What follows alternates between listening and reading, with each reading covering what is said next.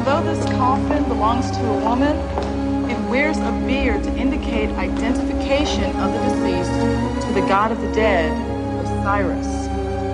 Now, the lid is decorated with figures and text surmounted by the hieroglyphic symbol for sky. Let's go. Below which is placed a winged scarab.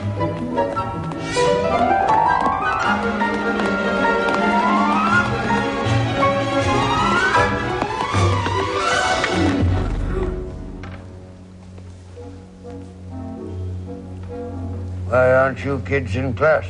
This place is boring, man. We're out of here. Boring? Yeah, it's full of junk. Junk? Junk? Why, some of the greatest adventures of my life are sitting in this museum. Maybe it's cool for you, dude, but we think it stinks. Hold on, or I'll clobber you. Be cool, man. Be cool. You from the city? Me, I'm from just across the river. Big deal. Come on over here. Maybe you'll learn something.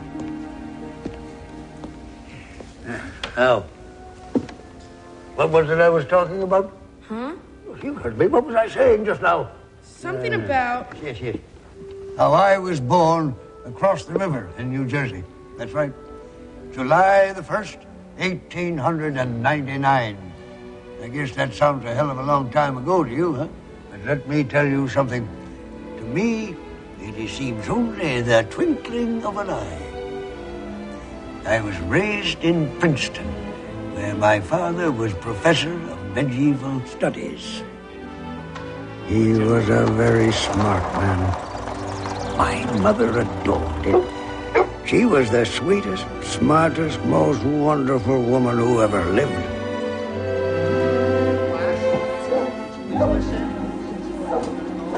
I can't say I was crazy about school either.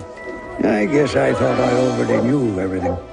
And I preferred having fun with my dog, Indiana. Playing baseball.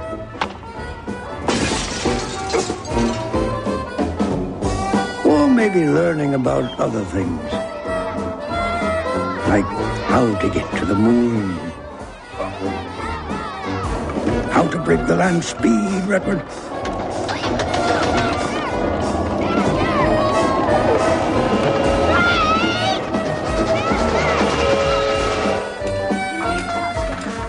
Or how this mysterious thing called electricity works.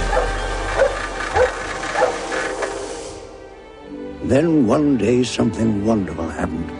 My dad was invited to visit all these different schools and universities around the world. He wrote some important books, you see.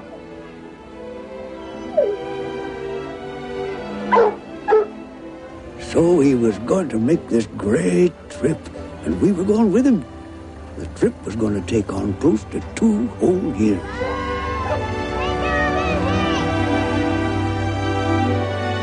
We boarded a giant steamship and sailed across the Atlantic Ocean. Our first stop was England, where we visited London, and then went on to Oxford, where my father had gone to university. He said he had a surprise for me. Some surprise. You think your teacher is tough?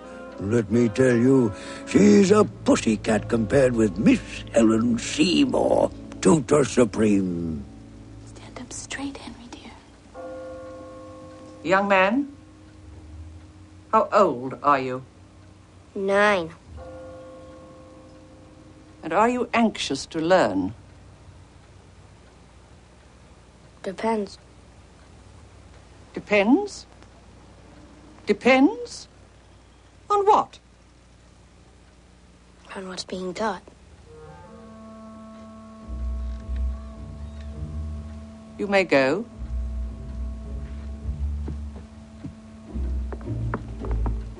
I'm sorry, it's impossible. He's far too young. Your son needs a governess. I'm not a governess. I am a teacher. You're the best there is. That's why he needs you. Dear Professor Jones, he is a child. And I'm used to teaching young gentlemen twice his age. It's quite out of the question. I hate her. She's a witch. Shh. Darling, listen. Miss Seymour is very highly regarded in academic circles. She tutored your father when he was at Oxford. He thinks a great deal of her. Then let him go with her and we can go back home. Which seemed pretty much like the end of it, or so I thought. Only like I said, my father was a very smart man. I know how much you've always wanted to travel. It's the chance of a lifetime.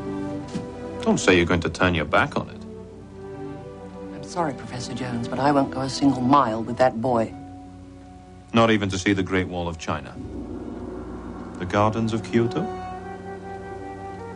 The Taj Mahal by moonlight. Sunset over the pyramids.